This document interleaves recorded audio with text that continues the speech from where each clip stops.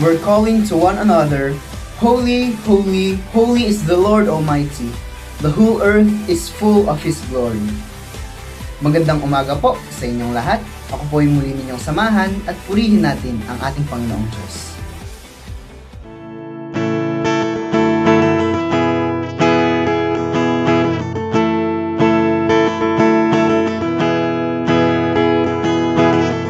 We stand and lift up our hands, for the joy of the Lord is my strength. We bow down and worship Him now. How great, how awesome is He. Together we sing. Holy is the Lord God Almighty. The earth is filled with His glory. Holy is the Lord God Almighty. The earth is filled with His glory. The earth is filled with His glory. We stand and lift up our hands, for the joy of the Lord is my strength. We bow down and worship Him now. How great, how awesome is He. Together we sing. Everyone sing. Holy is the Lord God Almighty. The earth is filled with His glory. Holy is the Lord God Almighty. The earth is filled with His glory. The earth is filled with His glory. It's rising up all around. It's the anthem of the Lord's renown. It's rising up all around. It's the anthem of the Lord's renown. It's rising up all around. It's the anthem of the Lord's renown. It's rising up all around. It's the anthem of the Lord's renown. Together we sing. Everyone sing. Holy is the Lord God Almighty. The earth is filled with His glory. Holy is the Lord God Almighty. The earth is filled with His glory. Holy is the Lord God Almighty. The earth is filled with His glory. Holy is the Lord God Almighty. The earth is filled with His glory. The earth is filled with His glory.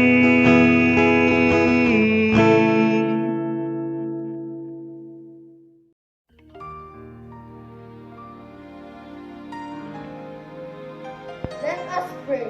Dear Lord, we thank you and praise you with this beautiful day.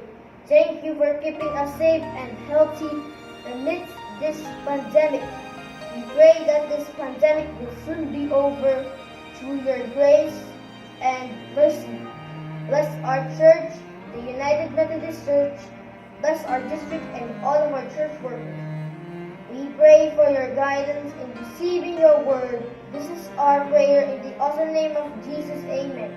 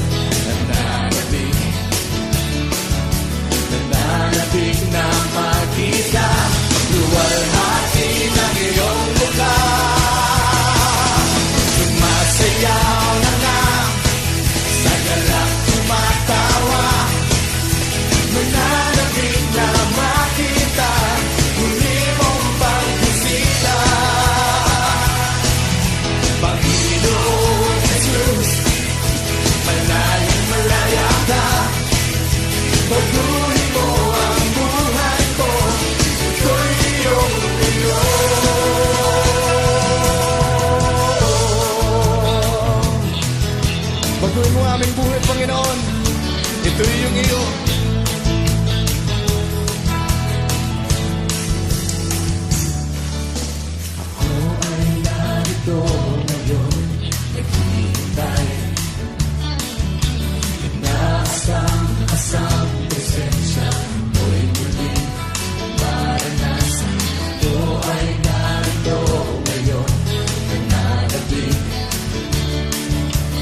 Nananabig na makita, luwalhati na iyong mukha. Ako ay narito ngayon, naghihintay. Inaasam presensya mo'y muli maranasan. Ako ay narito ngayon, nananabig. Nananabig na ba kayo? Nananabig na makita, luwalhati na iyong mukha. Sumasayaw na nga, sa galak tumatawa. Nananabig na makita, muli mong pagbisita. Panginoon, Panginoon Jesus, malayang malaya ka. Patuloy mo ang buhay ko, ito'y iyong iyo. Sumasayaw na nga, sumasayaw na nga, sa galak tumatawa. Nananabig na makita, muli mong pagbisita. Panginoon Jesus, Panginoon Jesus, malayang malaya ka. Patuloy mo ang buhay ko, ito'y iyong iyo. Paano magsayo? Malaya ka.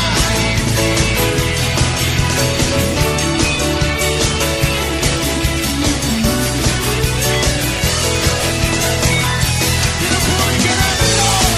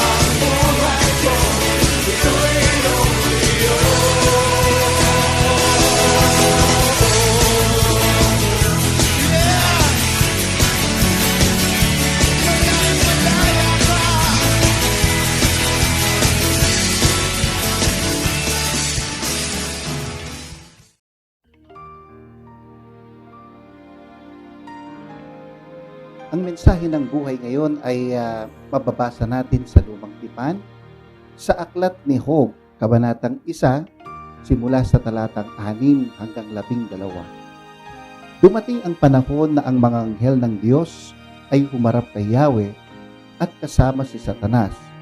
Tinanong ito ni Yahweh, "Ano ang gawain mo ngayon?" "Nagpaparoot pa rito sa lahat ng sulok ng daigdig," sagot ni Satanas. "Napansin mo ba ang lingkod kong si Job?" Tanong ulit ni Yahweh. "Wala siyang katulad sa daigdig. Malinis ang kanyang pamumuhay.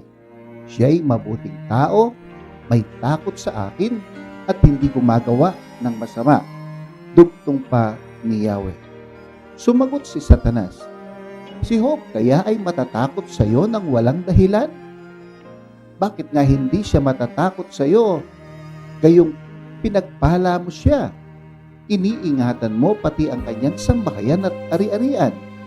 Subukin mong huwag siyang pagpalain. Bagkus ay sirain ang lahat niyang tinatangkilik kung di kanya sumpain."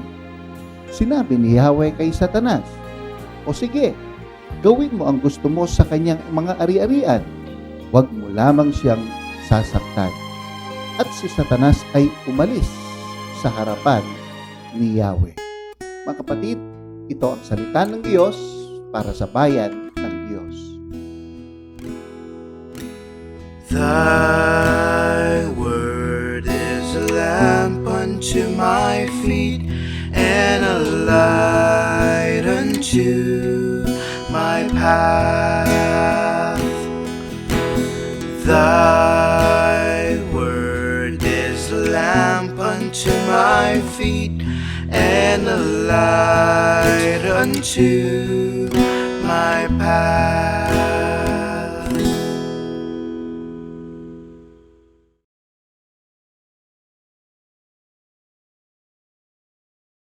Praise the Lord!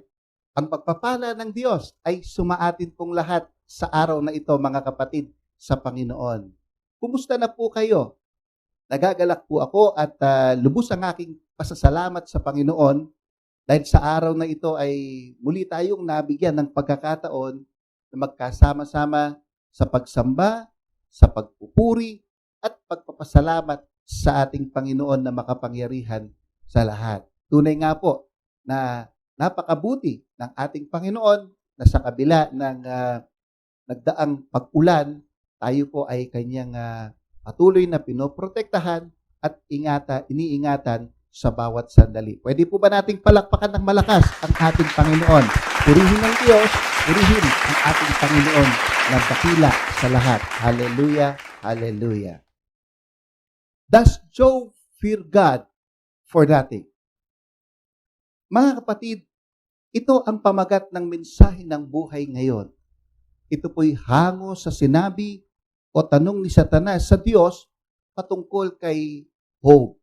Alam niyo po, dahil sa tanong na ito, nakaranas ng matinding sakit at hapdi sa buhay itong si Job.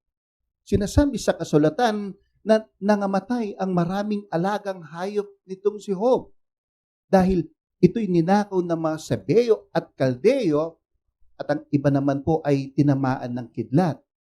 Kasama din sa mga pinatay nito mga Sebeyo at Kaldeo, yung mga nagpapastol ng kawan nito pong si Job. At alam nyo, dagdag pa sa bigat ng kanyang pasanin ay yung pagkamatay ng kanyang mga anak. Dahil sinasabi dito na sila po ay nabagsakan ng kanilang bahay. At liban pa dito mga kapatid, si Job po ay nagkaroon ng sugat. Sugat mula ulo hanggang talampakan. Kaya alam niyo po mga kapatid, nakikita ko na lubhang napakasakit nitong nangyari kay Job.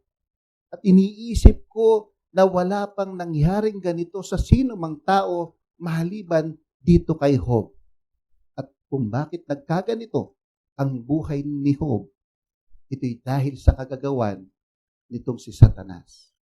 Maliwanag po ang sinasabi sa John chapter 10 verse 10, the thief comes only to steal and kill and destroy. Mga kapatid, ang thief po na sinasabi rito ay walang iba kundi si Satanas.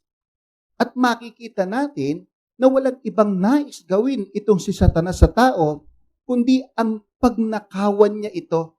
Nakawin ang kanyang kapayapaan, nakawin ang kanyang katahimikan, nakawin ang mga pagpapalang ipinagkakaloob ng Diyos sa tao.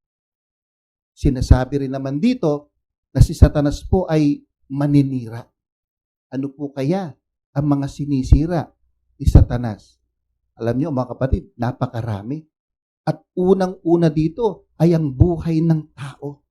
Sinisira niya ito sa pamamagitan ng bisyo, ng alak, ng sigarilyo at ng bawal na gamot.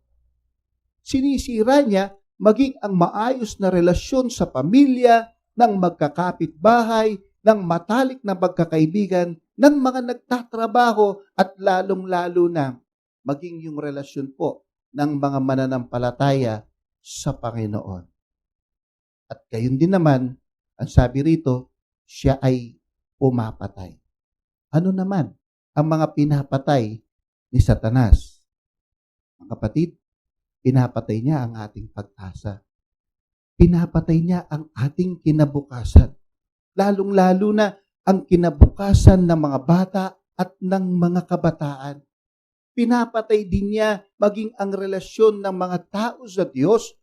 No po, katulad ng ginawa niya kina Adan at Eva, dahil ang gusto ni Satanas ay malayo ang tao sa Diyos upang mapunta ang lahat ng tao sa impyerno. Ganyan po ang gawain ni Satanas.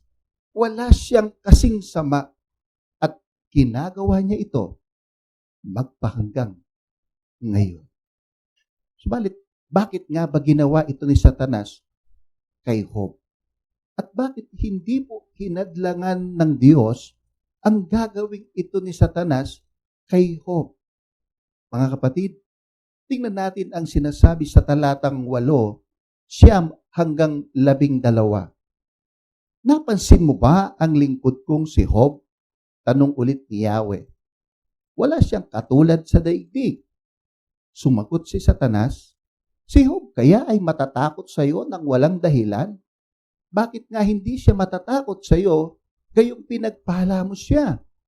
Iniingatan mo pati ang kanyang sambahayan at ari-arian. Subukin mong huwag siyang pagpalain. Bagkus ay sirain ang lahat niyang tinatangkilik kung di kanya sumpain. Sinabi ni Yahweh kay Satanas, o sige, gawin mo ang gusto mo sa kanyang mga ari-arian. Huwag mo lamang siyang sasaktan. Mga kapatid, may ilang magagandang punto ang makikita po natin sa talatang binasa. Una, ito yung tungkol sa sinabi ng Diyos kay Satanas na napansin mo ba ang lingkod kong si Job? Napansin mo ba ang lingkod kong si Job? Nakita ko po rito, mga kapatid, na bilang Diyos, ipinagmamalaki ng Diyos ang mga sumusunod sa Kanya o yung mga naniniwala sa Kanya. Hello?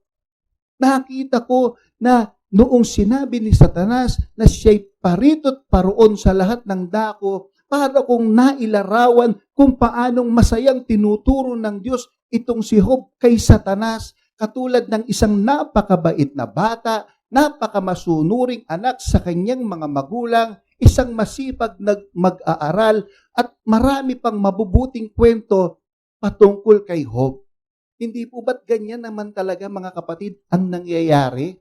Kapag natutuwa tayo at nakikita natin yung mga kabutihang ginagawa ng ating mga anak, ng ating mga kaibigan, maging yung ating pong mga kamag-anak, at maging yung mga kapatid sa iglesia, na ipagmamalaki natin sila. Na ipagmamalaki natin yung kanilang mga mabubuting asal, na ipagmamalaki natin yung kanilang mabubuting ginagawa. Ganyan po ang nakita ko sa talata na ginawa ng Diyos para kay Job. Masayang kinikwento ng Diyos kay Satanas itong mga ginagawa ni Job sa kanya. Dahil nalulugod siya sa paglilingkod nitong si Job. Pangalawa, sabi sa talata, bakit nga hindi siya matatakot sa iyo? Gayong pinagpala mo siya.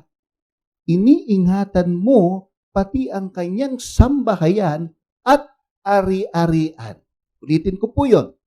Iniingatan mo pati ang kanyang sambahayan at ari-arian. Nakita po ninyo, mga kapatid? Kung naaalala po ninyo ang mensahe ng buhay noong linggo, natalakay natin doon yung pagprotekta ng Diyos sa buhay ni Eliseo at maging doon po sa kanyang katulong.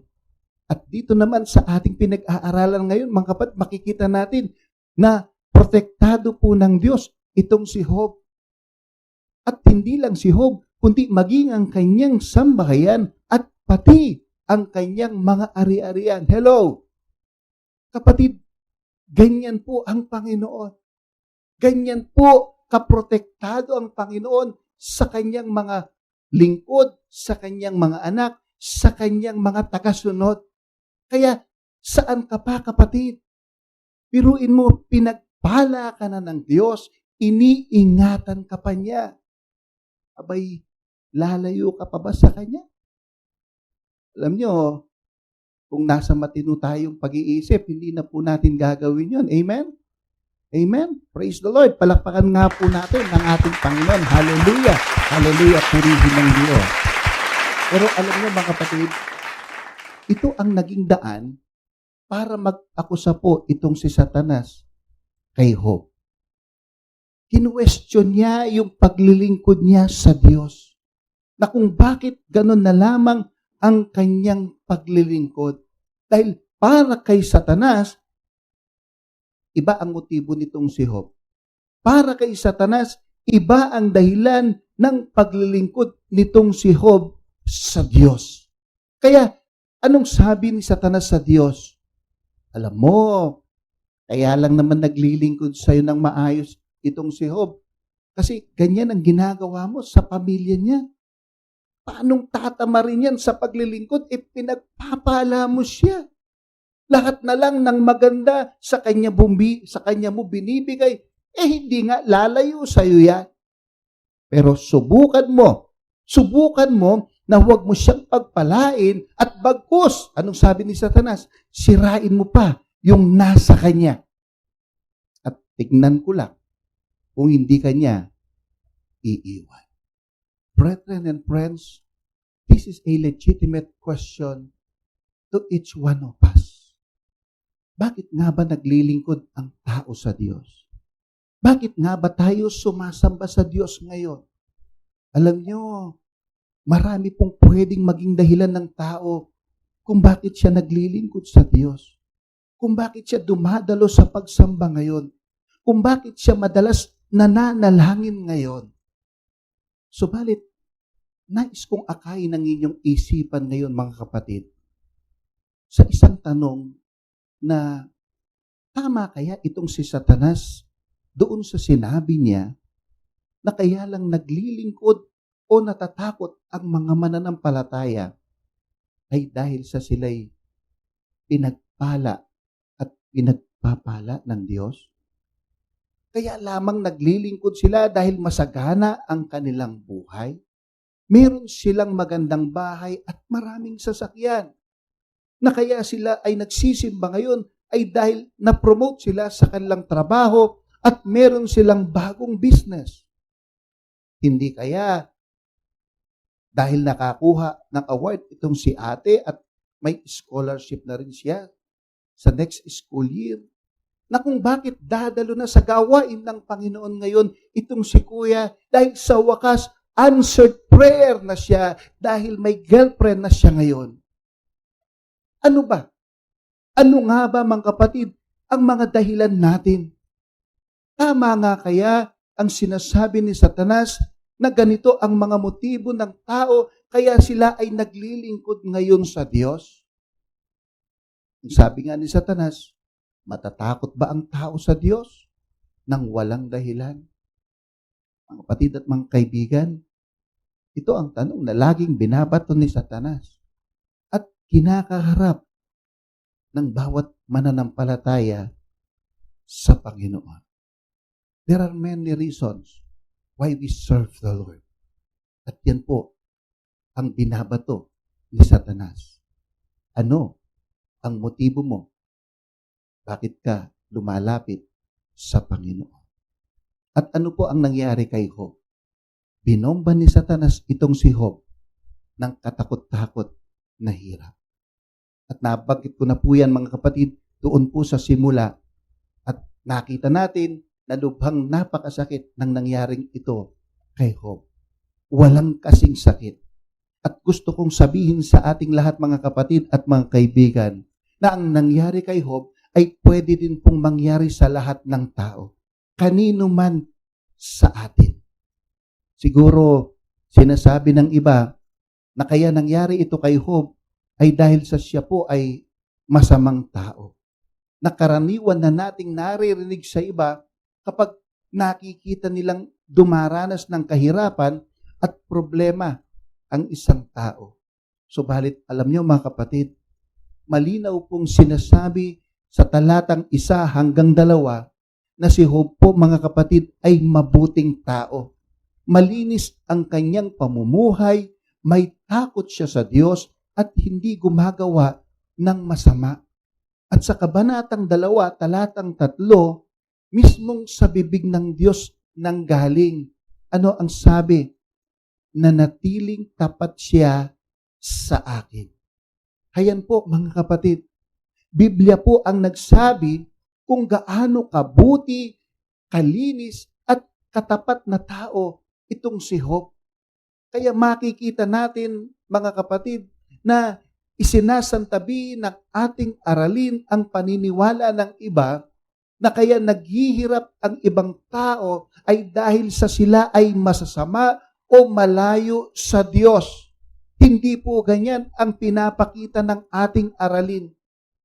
Sino ka man, anuman ang iyong kalagayan sa buhay, church, sinasabi ko sa inyo, sinasabi ko sa lahat, interesado si Satanas sa buhay nating lahat. Hello? Yes. Interesado si Satanas maging sino ka man. Katunayan, ang sabi sa talatang 7, tinanong ni Yahweh si Satanas, ano ang gawain mo ngayon? Eto po, nagpaparuot parito sa lahat ng sulok ng daigdig. Nakita po ninyo, lahat dinadalaw ni Satanas, lahat pinupuntahan niya. Wala siyang pinipiling lugar, wala siyang pinipiling tao, at lalong walang araw na hindi niya ginagawa ito. 24/7 ika nga. Kaya wag na po tayong magtaka kung bakit pati ang mga mabubuting tao na katulad ni Job ay nakakaranas ng ganito, ng hirap, ng sakit, ng hapdi sa kanilang buhay at maging sa kanilang pamilya. Subalit, ito po ang gusto kong pansinin natin. Ang malaking pagkakaiba kapag ang tao ay nasa Diyos. At sinindi po nito, mga kapatid, ano ang sabi ng Diyos kay Satanas? Ipinapinsala ko na siya sa iyo nang walang dahilan. Gayon may nanatiling tapat sa akin. Nakita po ninyo? Ibig sabihin dito, mga kapatid, ang mga nangyari kay Job ay may pahintulot ng Diyos. So, mabuti man o masama ang nangyari sa atin, alam ito ng Diyos. Katunayan, church, maging ang paghihirap ng ating Panginoong Hesus ay may pahintulot ng Diyos Ama. Ano ang sabi sa Isayas, kabanatang 53, talatang 10? Ang kanyang paghihirap ay kalooban ko. Inihandog niya ang sarili upang sa pamamagitan noon ay magkaroon ng kapatawaran. Ang tinutukoy po dito, mga kapatid, ay walang iba kundi ang ating Panginoong Hesus. Ang sabi ng Diyos, niloob ko ang kanyang paghihirap. At hindi lang ang ating Panginoon ang nakaranas po noon, kundi maging ang paghihirap na daranasin ng mga alagad ay may pahintulot ng Diyos. Basahin natin sa Lucas kabanatang 22, talatang 31 hanggang 32. Ang sabi, Simon, Simon, makinig ka. Hiniling ni Satanas at ipinahintulot naman sa kanya na kayong lahat ay subukin. Tingnan po ninyo, kayong lahat ay subukin at mayroon akong pahintulot. Subalit, idinadalangin ko na huwag lubusang mawala ang inyong pananampalataya. At kapag nagbalik loob ka na, patatagin mo ang iyong mga kapatid. So mananampalataya ka man o hindi, dadaan at dadaan po tayo, mga kapatid, sa mga lubak-lubak at baku-bakong daan ng buhay. Bagamat gusto man nating piliin ang mga patag na daan, subalit alam nyo, wala pa po akong alam o nakilala na nabuhay dito sa daigdig ang hindi dumaan sa magaspang na daan ng buhay. At alam nyo, isa sa naipapanalo po ni Satanas ay ang kahirapan sa buhay. Yes, kahirapan sa buhay. Dito po madalas sa larangang ito nananalo si Satanas sa tao. Kaya anong sabi niya? Subukin mong wag siyang pagpalain. Bagkus ay sirain ang lahat niyang tinatangkilik. Kung di kanya, sumpain. Tulad po ng nasabi ko na mga kapatid, wala nang hihigit pa sa sakit at hirap na nangyari kay Job ang pagkawala ng kanyang mga ari-arian, ng kanyang mga anak, ang bigat ng kanyang kalooban, ang pagtitiis niya sa matinding sakit na meron siya mula ulo hanggang paa.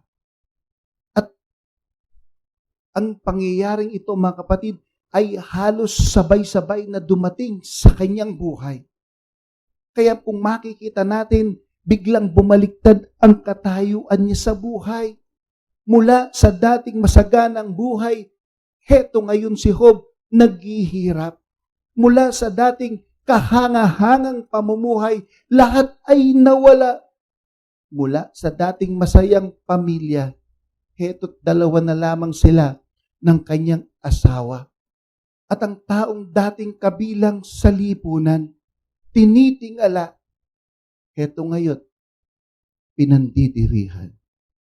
Mga kapatid at mga kaibigan, ano ang aasahan mo sa isang mananampalataya kung ganito ang nangyari sa kanyang buhay? Will he or she still continue to serve the Lord? Ikaw, tayo, can we still say, Lord, I love you, kahit sibir na ang ating mahal sa buhay dahil sa COVID-19? At sumabay pa ang pagbagsak ng iyong negosyo na naging dahilan para lumayo sa iyo ang dati mong mga kakilala at tinuturing na kaibigan. Kapatid, tama kaya itong sinabi ni Satanas sa Diyos na kung sa atin niya pinasasabi, subukin mong huwag mo silang pagpalain, bagkus sirain mo ang lahat nilang tinatangkilik at makikita mo, mananamlay ang mga yan at lalayuan kanila. Tama nga kaya si Satanas kung sa atin niya pinasasabi yon, katulad ng ginawa niya kay Job. Alam po ninyo, hindi nagkamali si Satanas sa kanyang sinabi. Dahil mayroong isang tao ang umalma sa ginawa nitong si Satanas. Ang akin pong binabanggit mga kapatid ay walang iba, kundi ang asawa ni Job. Ano ang sinabi niya sa kanyang asawa? Ang sabi ng kanyang asawa, hindi ka pa ba magbabago? Sumpain mo na ang Diyos nang mamatay ka na. Nakita po ninyo, umalma ang asawa ni Job. Bumigay ang asawa ni Job. Kaya napatunayan nitong si Satanas na tama ang kanyang sinasabi. Ang tao ay bibigay sa sandaling hindi siya pagpapalain ng Panginoon. Pero alam niyo mga kapatid, iba si Job. Iba si Job. Ano po ang sagot ni Job sa kanyang asawa? Ang sabi niya, hindi mo nalalaman ang iyong sinasabi? Kaginhawahan lang ba ang tatanggapin mo sa Diyos at hindi pati kahirapan? Church, dito po'y lumabas ang tunay na kulay ng asawa ni Job patungkol sa Diyos. Subalit, hindi si Job.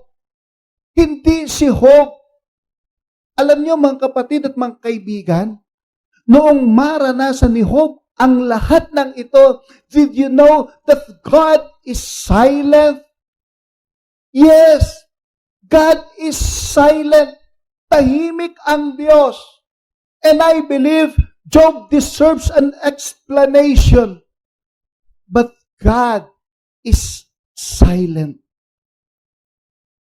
Church, let us be honest. Can we still serve God when we are in suffering and at the same time when God is silent? Sa totoo lang po, higit na masakit ang pagdurusa kapag hindi umiimik ang Diyos. Madalas po tayong nananalangin, pero naranasan na po ba ninyo mga kapatid na ang Diyos ay tahimik? Ang tagal mo nang ipinapanalangin ng iyong asawa na sana makasama ko na siya sa Panginoon. But God is silent. Ang layon mo lang ay maglingkod sa Diyos. Subalit, heto ang mga nakapaligid sa iyo at ginigera ka patungkol sa iyong Panginoon. And God is silent. Brethren and friends, God is silent. God is silent. Ito ang pinakamabigat na trahedya na ang Diyos ay tahimik sa atin. Na kapag sa oras ng pangangailangan, walang imik ang Diyos. At patuloy tayong nagtatanong na, Lord, are you listening to me? Lord, are you still there? Lord, I'm in pain. You know, church, God is silent while Jesus is crying on the cross of Calvary, saying, Abba, Father, Eli, Eli, lama sabachthani. Jesus is crying. Jesus is crying. But the question is God not seeing the suffering of His Son, Jesus Christ? Hindi ba niya nakikita? Hindi ba niya naririnig? Church, if this is the case, will you still continue serving the Lord when He is silent? You know, Jesus served His Father for the sake that God is God. He served God because He loves God. Kaya alam niyo po, napahiya itong si Satanas. Dahil this man, Job, served the Lord for nothing. Hindi dahil sa ano paman, kaya siya naglingkod sa kanyang Panginoon. Naglingkod siya dahil mahal na mahal niya ang kanyang Diyos. Dahil ang Diyos ay Diyos at hindi po yun magbabago sa kanya kailanman. Church, God sees our good works. And even in suffering and when God is silent, our hearts should remain in serving Him faithfully. Our heart should remain in serving God faithfully. Dapat walang magbabago. Walang magbabago dahil hindi nagbabago ang pagmamahal sa atin ng Panginoon. Even when He is silent. God bless us all, and to God be all the glory. In the name of the Father, and of the Son, and of the Holy Spirit. Amen. Amen.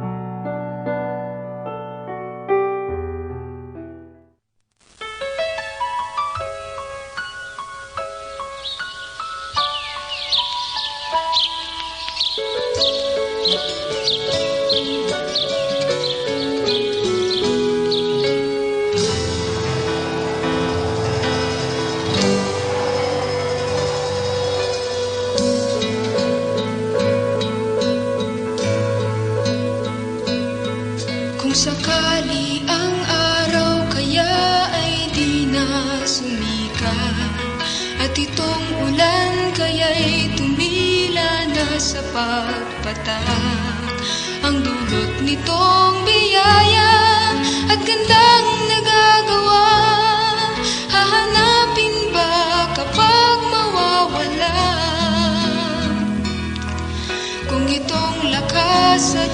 pagsisik ay hindi mo nataglay, at mga mahal sa buhay ang sa'yo ay mawalay. Kung lahat ng kayamanan ay maglaho ng ganap, masasabi mo kayang Diyos salamat. Kahit ano ang kalagayan, sa hirap o ginhawa man, Diyos ay pasalamatan, pagkatunay niyang alam kung ano ang kailangan at hindi ang nais lang. Huwag pagtakhan ang layunin niya, magtiwala sa tuwina na sa mangyayari pa ay unahin lamang siya, at sa kung anong pagsubok ay may tagumpay, tiyak ang pag-asa.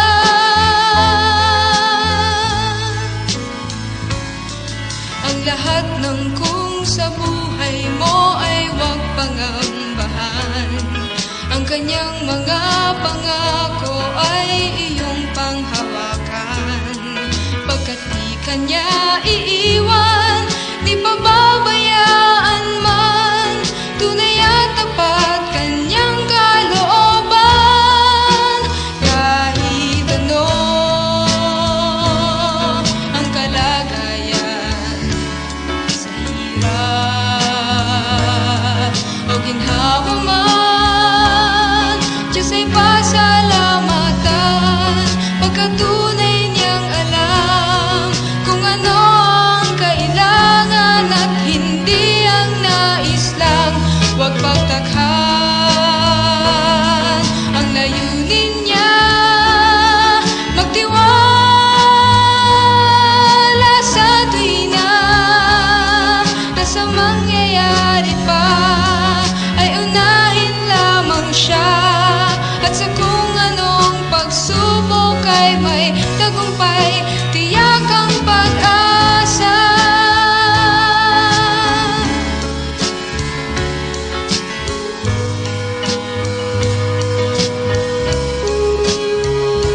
Diyos ay pasalamatan, pagkatunay niyang alam kung ano ang kailangan at hindi ang nais lang. Huwag pagtakhan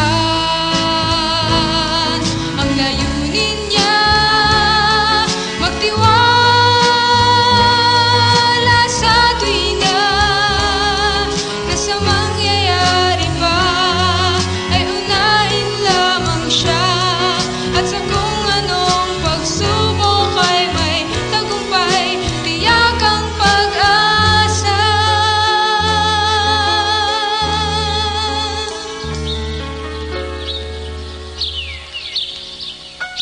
Lahat ng kung sa buhay mo ay huwag pangambahan, sa hirap o ginhawa man, Diyos ay pasalamatan.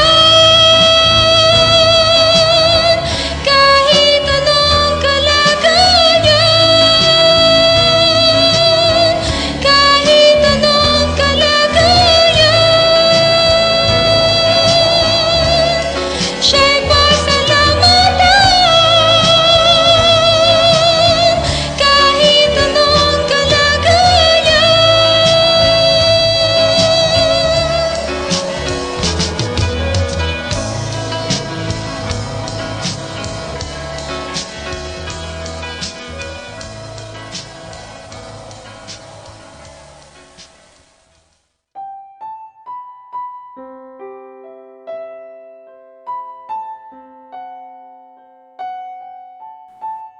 Weather.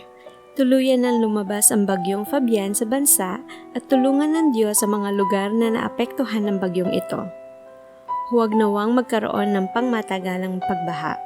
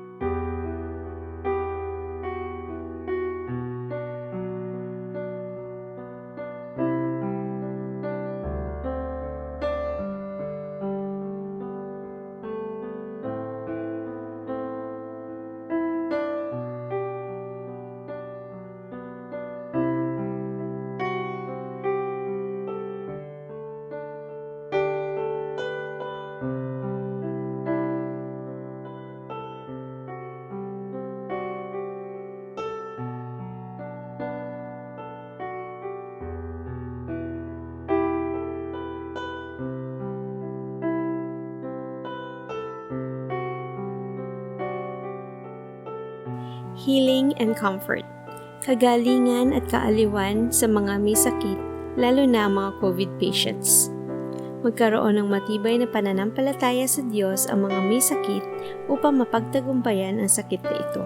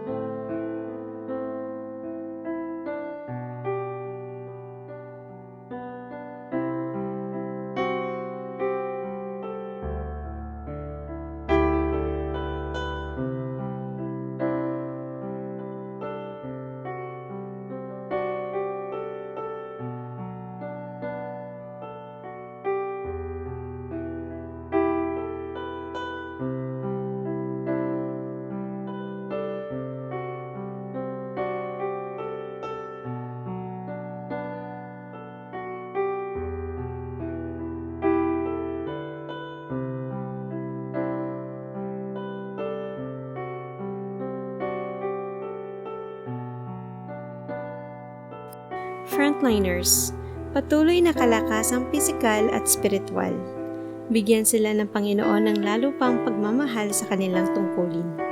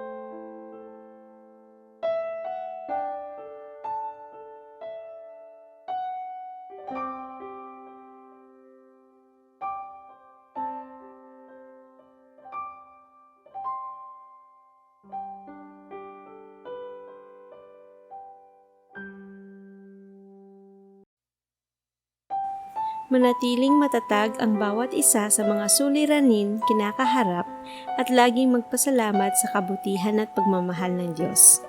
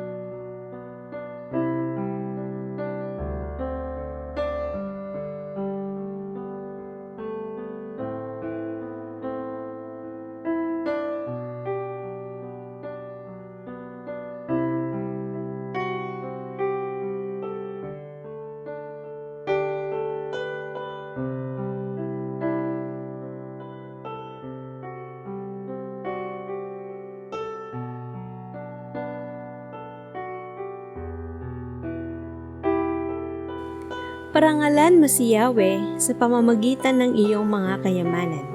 At mula sa iyong mga pinakamainam na ani, siya ay iyo ring handugan. Sa gayon, kamalig mo ay lagi nang aapaw. Sisidlan ng inumin ay hindi nga matutuyuan.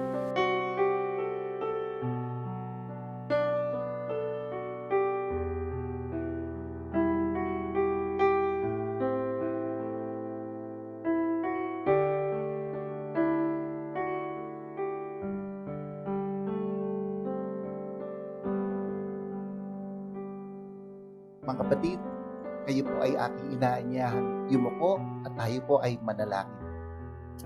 Hallelujah, hallelujah. You are worthy to be praised, O Lord. Itinataas ka po namin. Sumasamba kami sa iyo. Hinahandugan ka po namin ng mga papuri at pasasalamat.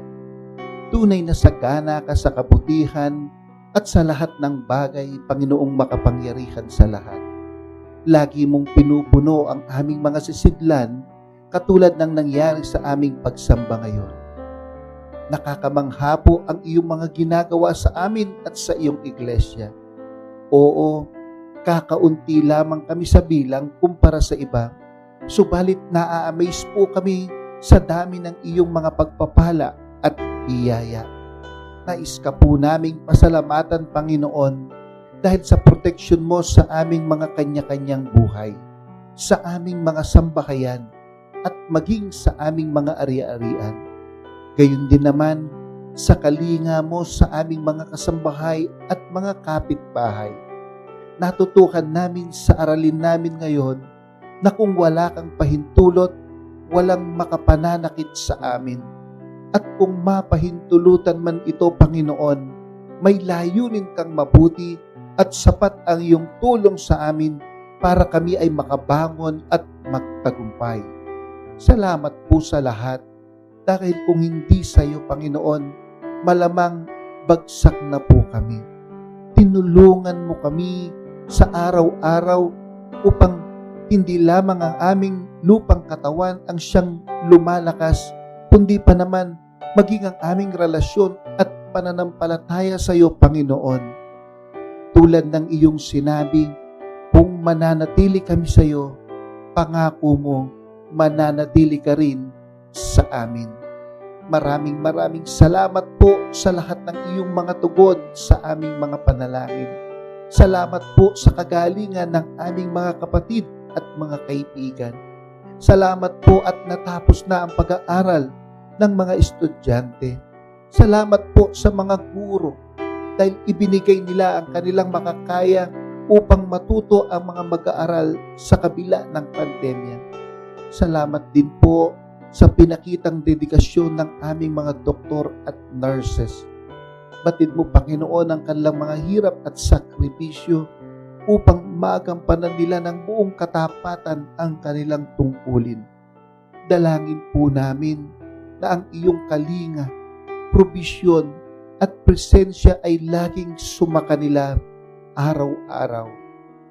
Sa linggong ito, magdiriwang po ng kanilang kaarawan ang aming mga kapatid na si Lola Anita Chupaco sa July 26, si Roy Jem Basco sa July 28, at sina Angel Bognot at Clyde Xavier Baquilio sa July 31. Panginoon, nakita po namin sa buhay ng aming mga kapatid na ito ang iyong kabutihan at katapatan.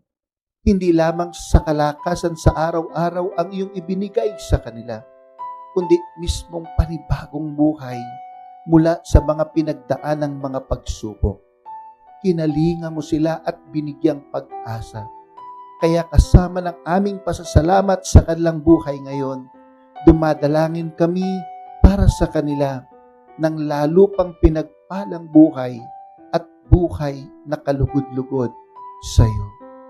Sa darating na July 27, masaya po kami at magdiriwang ang Kuya Bong at Ate Virgie ng kanilang ika-31st wedding anniversary. Salamat po sa pag-ibig, pagkakaisa, pag-uunawaan, patnubay at pagtitiyaga na ipinagkaloob mo sa aming mga kapatid. Alam po naming mahirap maabot ang ganitong pagsasama. Subalit, dahil sa iyong katapatan, Panginoon, napagtagumpayan nila ang dami ng pagsubok at tukso sa kanilang buhay. Patuloy mo nga po silang pagbuklurin, katulad ng pagbasbas mo sa kanila nung sila'y magpasyang mag-ibigan hanggang ngayon. Bagamat sila po'y magkalayo ngayon, Panginoon, dahil sa trabaho, hawakan mo ang kanilang buhay. Ilayo mo sila sa anumang mga kapahamakan at patuloy na ibuhos ang tamis ng pag-ibig sa isa't isa. Tuparin mo rin po ang mga pangarap nila sa buhay, pati ang mga pangarap nila sa kanilang mga anak at mga apo. Panginoon, batid mong nalulungkot kami kapag nagkakasakit ang aming mga kapatid at mga kaibigan, lalo na sa COVID-19. Kung luluobin mo po, Panginoon, patuloy mo silang pagalingin at dalangin namin na wala na sanang mahahawa pa sa virus na ito. Patuloy po kaming nag-iingat, subalit hindi sapat ito dahil tunay ngang nasa iyo ang aming proteksyon at pananggalang. Kaya bakuran mo po kami, Panginoon, tulad ng pagbakod mo sa mga Israelita noong sila ay naglalakbay sa ilang. Napakabuti mo, O Diyos, na makapangyarihan sa lahat. Kaya muli, maraming salamat po sa lahat ng iyong ibinigay at ibibigay pa sa aming buhay. Sa iyo po ang lahat ng kapurihan at kaluwalhatian sa pangalan ng iyong anak na si Jesus. Amen. Amen. Tumayo po tayong lahat para sa bendisyon. Sa pangalan ni Jesus, pinagpapala kita ng kapayapaan, kapangyarihan at kasaganaan. Sa pangalan ni Jesus, pinagpapala kita ng kasiyahan at biyaya. Sa pangalan ni Jesus, pinagpapala kita ng kabanalan, kapagpakumbabaan at kagalingan. Ngayon at magpakailanman, sa pangalan ng Ama at ng Anak at ng Banal na Espiritu. Amen. Amen.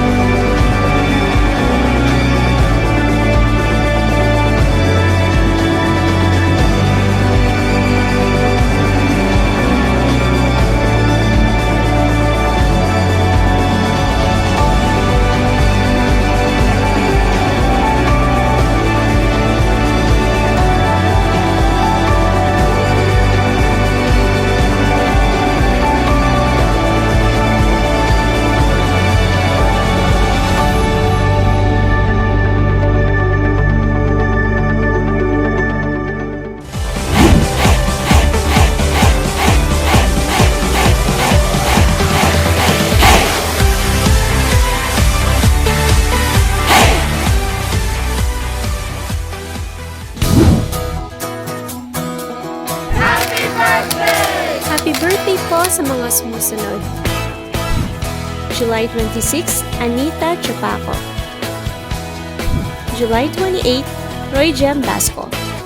July 31, Angel Bagnot and Clyde Xavier Baquillo.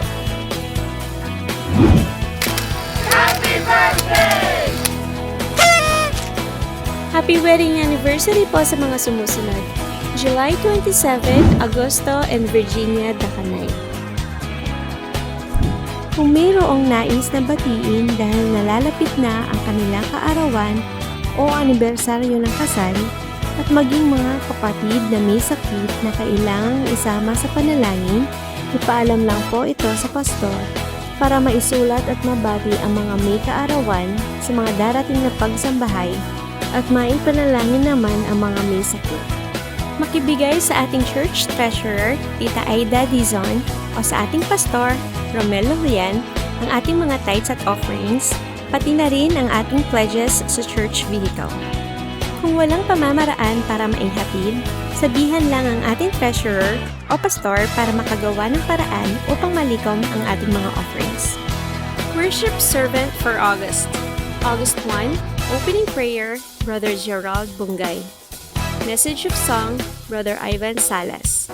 Prayer Concerns, Brother Odin Jacinto. August 8, Opening Prayer, Sister Ruth Salazar. Testimony, Sister Esther Castro. Prayer Concerns, Sister Lourdes Cruz. Kamusta po tayo mga kapatid? Sa ilang buwang pagkaka-quarantine, ay patuloy nating nararanasan ang pagmamahal ng Panginoon. Ang kanyang tulong ay laging nakalaan sa atin. Ang tanging dapat lamang nating gawin ay patuloy na lumapit, magpasalamat at manalangin sa Kanya. Kaya muli po naming pinapaalala sa bawat pamilya ang ating prayer chain. Nawa po ay naipagpapatuloy natin ang gawain ito dahil malaki po ang nagagawa ng panalangin at nakikita natin kumikilos ang Panginoon sa ating mga dasal. Magpatuloy po tayo mga kapatid. Mahal tayo ng Diyos. Hanggang sa susunod na online worship, all for Christ's glory.